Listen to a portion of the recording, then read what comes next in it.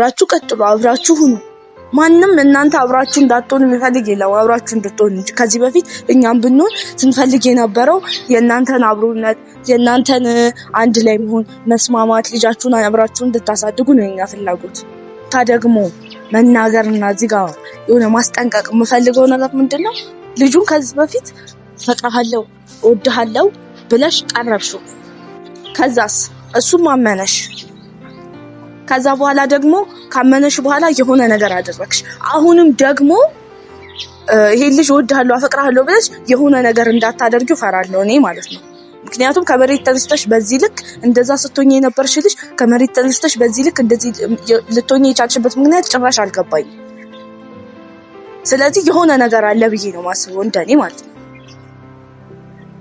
አንቺ የሆነ ነገርን ባታስቢ በዚህ ልክ ባንዴ እንደዚህ ተከርብተሽ አብርሽን እንትን ልትዩ አትችይም።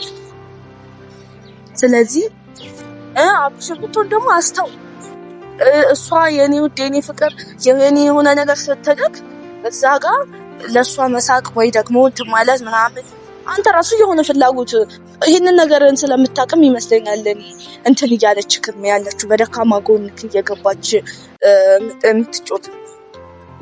በቃ ቆፍጠን ብለክ ልጅህን ለማየት ነው አይደል የሄድከው?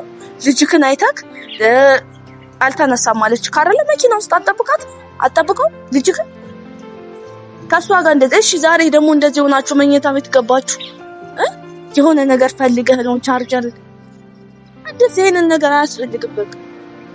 ዛሬ የሆነ ነገር እዛ ሰው ላይ ትንሽዬ ለውጥ ስታይ ያ ሰው ከምን ተነስቶ ነው እንደዚህ ሊያደርግ የቻለው የሚለውን ነገር ማሰብ መቻል አለብክ።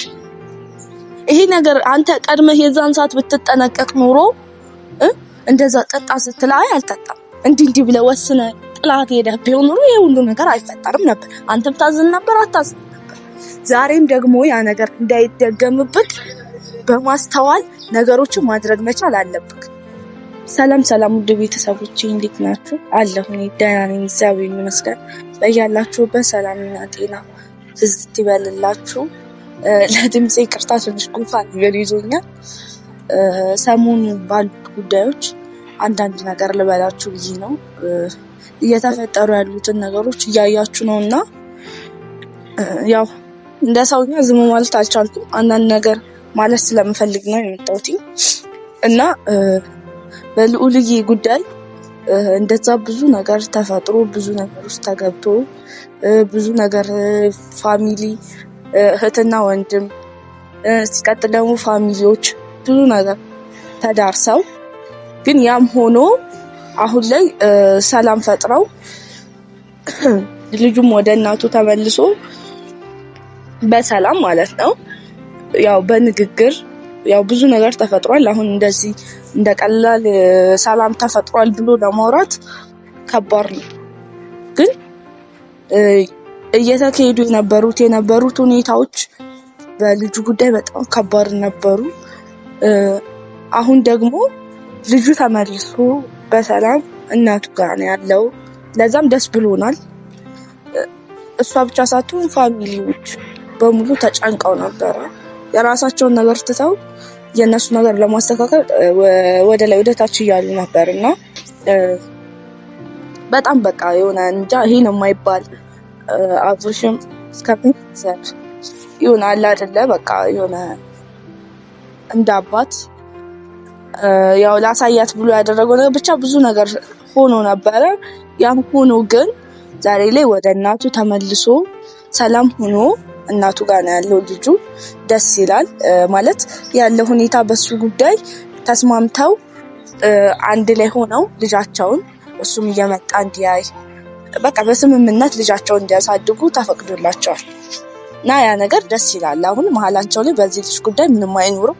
በዚህ መሀል ልጁም አይጎዳም እና ግን ዛሬ ልመጣ የቻልኩበት ዋነኛ ሀሳቤ ምንድነው ይሄ እነዚህ ልጆች ከዚህ በፊትም ብየዋለሁ ግን ይሆናል አይደለ ወይ ተለያይተው አይለያዩ ወይ አንድ ላይ ሆኖ ልብ ያሳርፉ። ምክንያቱም ትናንትና በተለቀቀው ቪዲዮ እንዳያችሁት ነው ያለውን ሁኔታ ያነሱን ማለት የትላንትና ብቻ ሳይሆን ከትላንት ወዲያ የተለቀቀው ማለት ነው የምናይባቸው ስሜት የተለያየ ስሜት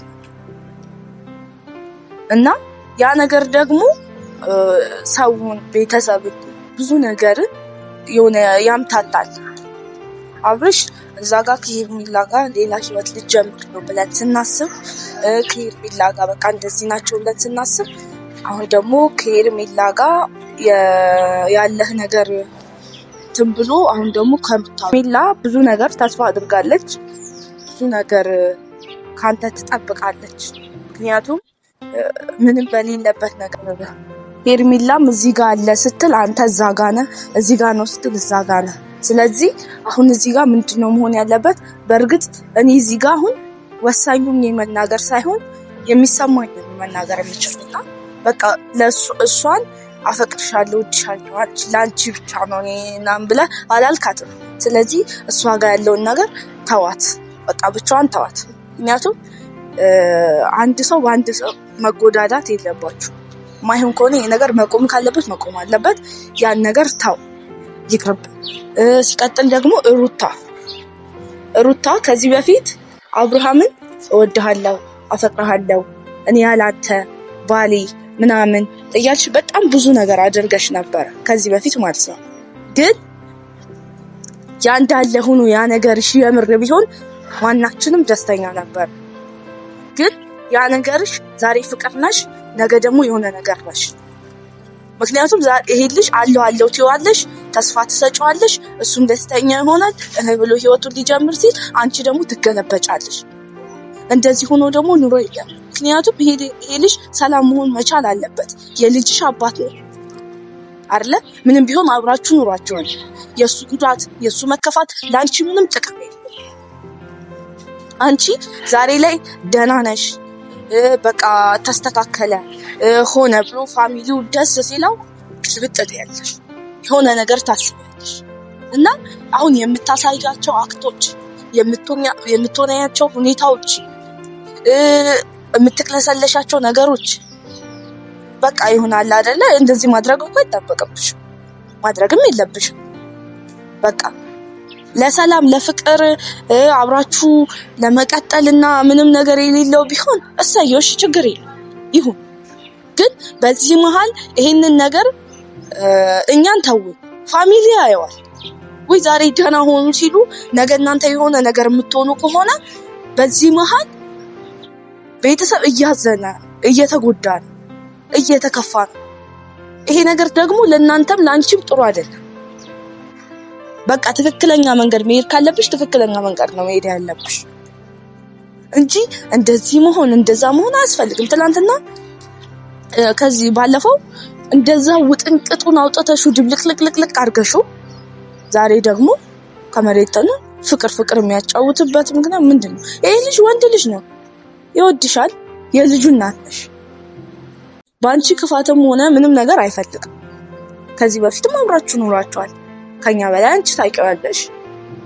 አብረው በዙሪያው ካሉት በላይ እሱን አንቺ ነሽ ልታውቂው።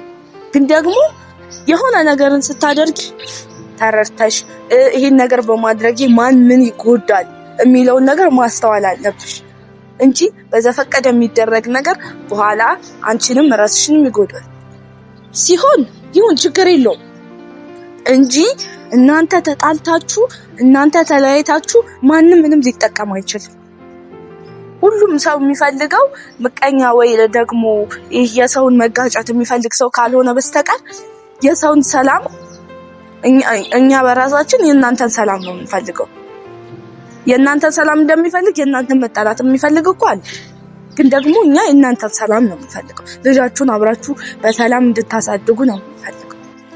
ግን ደግሞ በዚህ መሃል አንደኛ ልጃችሁ ይጎዳል። ሲቀጥል ደግሞ እዚህ ጋር እናንተ እርስ በርስ ትጎዳዳላችሁ። ስለዚህ ማድረግ ያለባችሁን ቆም ብላችሁ እንደ ትልቅ ሰው እያሰባችሁ ማድረግ ያለባችሁ ነገሮች አድርጉ እንጂ አሁን ዝም ብላችሁ ዛሬ ደህና ናችሁ ስትል ሰላም የሚጠላ የማይፈልግ ሰው የለም። ሰላም ሆናችሁን እንፈልገዋለን። ግን ለሩት ይሄ ነገር የሆነ ነገር አስበሽ ከሆነ እንኳን ይሄ ነገር ይቅርብሽ። አያዋጣሽም፣ አያስኬድሽም። ምክንያቱም አንቺ የሆነ ነገር ባደረግሽ ቁጥር እሱም የሆነ ነገር የሆነ እንትን እየተፈጠረ ነው የሚኬደው። አንቺ ደግሞ እሱ እንደዛ በማድረግሽ ምንም የምትጠቀሚው ነገር የለም። በቃ ካልፈለግሽው እኮ ልጃችሁን በሰላም ማሳደግ ትችላላችሁ። እዚህ ጋር እሱን መጉዳት፣ እሱን የሆነ ነገር ማድረግ ምንም ላንቺ እንጃ እኔ አላውቅም። ላንቺ ደስታ ሊሰጥሽ ይችላል፣ ግን እንደኔ ምንም ጥቅም የለም። ግን እዚህ ጋር የሆነ ነገር ስታስቢ የልጅ አባት ነው የሚለውን ነገር አስቢ። እሱን በመጉዳት የምትፈልጊው ከሆነ የምር ከልብሽ የምትፈልጊው ከሆነ ችግር የለውም። እሱ ውስጡ ከፈቀደ ፈቃደኛ ከሆነ መቼም በአንድ ሰው ግፊት ብቻ ምንም ነገር ሊደረግ አይችልም። ምክንያቱም ሁለቱም ጋር አንድ አይነት ፍላጎት ሊኖር ይገባል። ስለዚህ ሁለታችሁም ጋር ይሄ ፍላጎት ካለ እሰየው ነው፣ ተስማምታችሁ ልጃችሁን አሳድጉ። ግን ደግሞ አንቺ ጋር ብቻ ይሄ ነገር ኑሮ ተቅለስልሰሽ ስመሽ አቅፈሽ ወይ ደግሞ በሆነ ነገር የሆነ ነገር አድርገሽ አብረሽ ተኝተሽ ይሄ ባለፈው እንደሰራሽው እንደዛ ብዙ ሰውን ቤተሰብን ጨምሮ የሚያሳዝን አይነት ድርጊት እንዳታደርጊ። እንደዛ ደግሞ መሆን የለበትም። ምክንያቱም አንቺ እዛ ጋር እሱን ስትጎጂ በዙሪያ ያሉትንም ሰዎች አብረሽ እየጎዳሽ። ይሄ ደግሞ ታሳቢ ማድረግ አለብሽ። የእሱን ፋሚሊ ብቻ ሳይሆን ማሰብ ያለብሽ የራስሽንም ፋሚሊ ማሰብ መቻል አለብሽ። ገባሽ? እዚህ ጋር የእሱ ፋሚሊ እንደሚጎዳው ሁሉ በአንቺ ድርጊት ደግሞ የአንቺን ቤተሰብ ይጎዳል። እናትና አባት፣ እሱ ጋርም እናትና አባት። አሁን በዙሪያው እሱ ጋር ብዙ አይነት መስዋዕትነት እየከፈሉ አሉ። እህትና ወንድሙ በውስጥ አሉ። እነሱ ራሱ የነሱ ልፋት፣ የነሱ ድካም፣ የነሱን እንትን ማየት መቻል አለብሽ፣ መስማት አለብሽ። በቃ ይሆናል አይደለ? ካንቺ በለጥ ያለ ሰው እኮ የሆነ ነገር ሲልሽ እዚህ ጋር ስህተት አለብኝ፣ መሆን ካለበት ይሄ ነገር በዚህ ነው መቀጠል ያለበት፣ መሆን ከሌለበት ደግሞ በዚህ ነው ማስኬድ ያለብኝ። ስለዚህ ይሄ ነገር እዚህ ጋር መቆም ካለበት ይቁም፣ ልጃችንን በሰላም ማሳደግ እንችላለን ብለሽ ነው ማሰብ ያለብሽ እንጂ በቀልን እየወለደ ነገ ከነገ ወዲያ ይሆናል አይደለ? የሚያስጠላ ነገር ውስጥ ነው የምትገቡት። እናንተ ዛሬ ላይ ስትኖሩ ለልጃችን ነገር ምን እያስቀመጥን ነው የምንሄደው የሚለውን ነገር ማሰብ አለባችሁ። ምክንያቱም ልጅ ቤተሰብ የሚያሳየውን ነገር ነው እያየ የሚያድገው። እናንተ ነገሮችን በብልሃትና በማስተዋል ነው ማድረግ ያለባችሁ። መሀላችሁ ላይ ትልቅ የሚያገናኛችሁ ጉዳይ እናንተ በጥል በጸብ በሆነ ነገር አይደለም መገናኘት ያለባችሁ።